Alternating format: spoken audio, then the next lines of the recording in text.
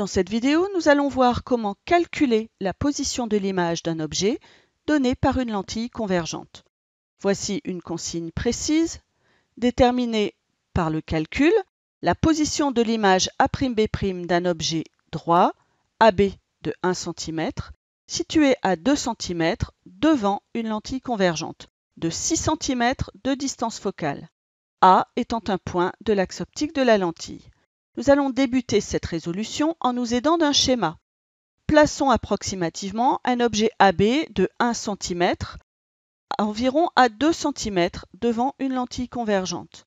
L'objet AB est droit, c'est-à-dire qu'il est perpendiculaire à l'axe optique. Il est orienté dans le sens positif choisi, ce qui nous donne une mesure algébrique AB bar de 1 cm. Cet objet est situé devant la lentille, d'où une mesure algébrique OA bar dans le sens inverse du sens positif choisi. Donc OA bar est égal à moins 2 cm. Enfin, la distance focale de la lentille vaut 6 cm. Cette distance focale est représentée par la mesure algébrique O f' bar égale à 6 cm.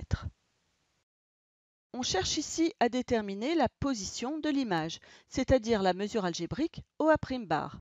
On connaît la relation de conjugaison, 1 sur OF' bar égale à 1 sur OA' bar moins 1 sur OA bar, dans laquelle apparaît la mesure algébrique recherchée. On va donc chercher à isoler cette mesure algébrique dans un des membres de l'égalité. Ce qui nous donne la transformation suivante, 1 sur OF' bar plus 1 sur OA bar est égal à 1 sur OA' bar. Nous allons maintenant réduire au même dénominateur les deux fractions du premier membre de l'égalité en multipliant la première fraction par OA bar en haut et en bas et la seconde fraction par OF' bar en haut et en bas, de façon à faire apparaître un dénominateur commun OF' bar fois OA bar, ce qui nous donne la possibilité de faire la somme de ces deux premières fractions, soit OA bar plus OF' bar sur le dénominateur commun OF' bar fois OA bar, le tout égal à 1 sur OA' bar. Enfin, à l'aide d'un produit en croix, nous obtenons la relation OA' bar égale OF' bar fois OA bar sur OA bar plus OF' bar. Nous connaissons OF' bar égale à 6 cm et OA bar égale à moins 2 cm, ce qui nous donne, en application numérique, OA' bar égale 6 fois moins 2 sur moins 2 plus 6, soit moins 12 quarts, moins 3 cm. L'image A'B' donnée par la lentille est donc située à 3 cm avant la lentille, du fait du signe moins. On en déduit que la nature de l'image est virtuelle. Nous allons voir maintenant comment déterminer par le calcul les autres caractéristiques de l'image A'B'. Démarrons la résolution par ce que nous donne l'énoncé, à savoir AB bar égale 1 cm, OA bar égale à moins 2 cm et OF' bar égale à 6 cm. Nous savons également que OA' bar égale à moins 3 cm. Il s'agit de la position de l'image calculée précédemment et nous en avons déduit la nature de l'image, à savoir cette image est virtuelle. Nous cherchons donc à déterminer la taille et le sens de l'image A'B' bar.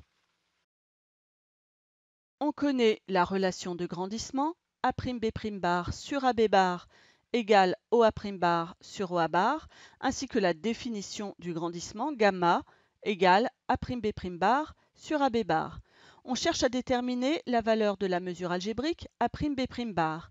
Nous allons donc utiliser la première relation et isoler A'B' bar dans un des membres de l'égalité, ce qui nous donne A'B' bar égale OA' bar sur OA bar multiplié par AB bar. Connaissant la valeur de OA' bar, moins 3 cm, celle de OA bar, moins 2 cm, et enfin celle de AB bar, 1 cm, nous arrivons à l'application numérique suivante, A'B' bar égale à moins 3 sur moins 2 fois 1, soit 1,5 cm. De la même façon, gamma aura une valeur de 1,5. Nous pouvons en déduire la caractéristique de la taille de l'image, A'B', qui est de 1,5 cm. On en déduit que l'image est plus grande que l'objet. Connaissant la valeur de gamma, gamma étant positif, on en déduit la caractéristique du sens de l'image. Ce sens est droit, gamma ayant une valeur positive.